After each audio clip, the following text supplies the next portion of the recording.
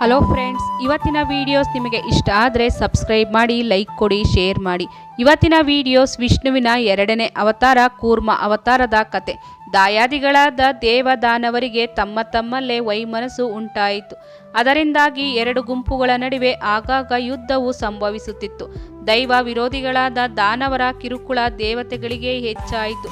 ಒಮ್ಮೆ ನಡೆದ ಭೀಕರ ಕಾಳಗದಲ್ಲಿ ದೇವತೆಗಳು ಅತಿಯಾದ ಸಾವು ನೋವುಗಳನ್ನು ಅನುಭವಿಸಿ ದಿಕ್ಕು ಕಾಣದೆ ಬ್ರಹ್ಮನ ಬಳಿಗೆ ಹೋಗಿ ತಮ್ಮ ಅಳಲನ್ನು ಹೇಳಿಕೊಂಡರು. ಅವನ ಸಲಹೆಯಂತೆ ಎಲ್ಲ ದೇವತೆಗಳು ಭಗವಂತನಾದ ವಿಷ್ಣುವಿನ ಬಳಿ ಶರಣಾಗಿ ಪ್ರಾರ್ಥಿಸತೊಡಗಿದರು.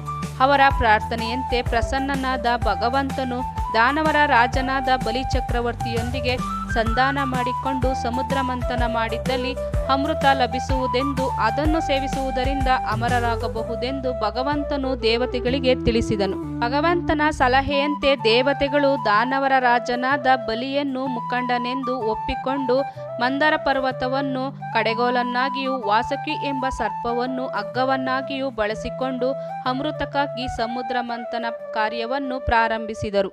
ಆದರೆ ಸಮುದ್ರವನ್ನು ಕಡೆಯುತ್ತಿದ್ದಂತೆ ಮಂದರ ಪರ್ವತವು ಆಳವರಿಯದ ಆ ಸಮುದ್ರದಲ್ಲಿ ಮುಳುಗತೊಡಗಿತು. ನಿರಾಶೆಗೊಂಡ ಎಲ್ಲರನ್ನೂ ಸಂತೈಸಿದ ಭಗವಂತನು ಆಮೆಯ ರೂಪವನ್ನು ಧರಿಸಿ ಸಮುದ್ರದ ಆಳಕ್ಕೆ ಹೋಗಿ ಮಂದರಾಚಲವನ್ನು ತನ್ನ ಬೆನ್ನ ಮೇಲೆ ಎತ್ತಿಕೊಂಡು ಆನಂತರ ನಡೆದ ಸಮುದ್ರ ಮಂಥನದಲ್ಲಿ ಮೊದಲಿಗೆ ಸಮುದ್ರದಿಂದ ಕಾರ್ಕೋಟಕ ವಿಷ ಉಕ್ಕಿ ಸರ್ವರ ಒಳಿತಿಗಾಗಿ ಶಿವನು ಆ ವಿಷವನ್ನು ಸೇವಿಸಿ ತನ್ನ ಗಂಟಲಿನಲ್ಲಿ ಉಳಿಸಿಕೊಂಡು ನೀಲಕಂಠನಾದನು. ಸಮುದ್ರ ಮಂಥನದ ಕಾರ್ಯದಲ್ಲಿ ಆನಂತರ ಬಂದದ್ದು ಸುರಭಿ ಎಂಬ ಹಸು.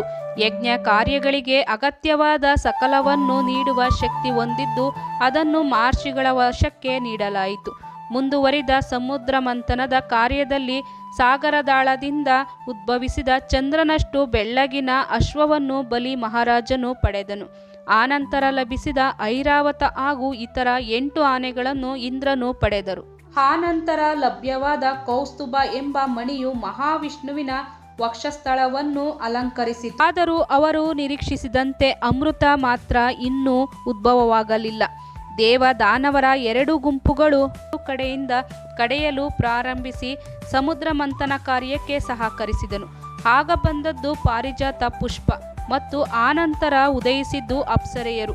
ಪಾರಿಜಾತ ಪುಷ್ಪವು ದೇವಲೋಕವನ್ನು ಅಲಂಕರಿಸಿದರೆ ಅಪ್ಸರೆಯರು ಸ್ವರ್ಗಲೋಕದ ನಿವಾಸಿಗಳಾದರು. ಆನಂತರ ಉದ್ಭವಿಸಿದ್ದು ರಮ, ಲಕ್ಷ್ಮಿ. ಅಮೃತಶಿಲೆಯ ಪರ್ವತವನ್ನು ಬೆಳಗುವ ಮಿಂಚನ್ನು ಮೀರಿಸುವ ಅವಳನ್ನು ಶ್ರೀಹರಿಯು ವರಿಸಿದನು.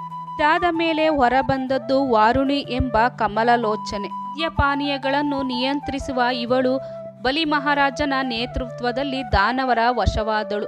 ಆನಂತರ ಸಮುದ್ರ ಮಂಥನ ಕಾರ್ಯವನ್ನು ದೇವದಾನವರು ಮುಂದುವರಿಸಿದರು. ಸಮುದ್ರ ಮಧ್ಯೆಯಿಂದೊಬ್ಬ ಮಹಾಪುರುಷನು ಮೇಲೆದ್ದನು. ಅವರೇ ಧನ್ವಂತರಿ. ಅವನ ಕೈಯಲ್ಲಿ ಅಮೃತ ಕಲಶವಿತ್ತು.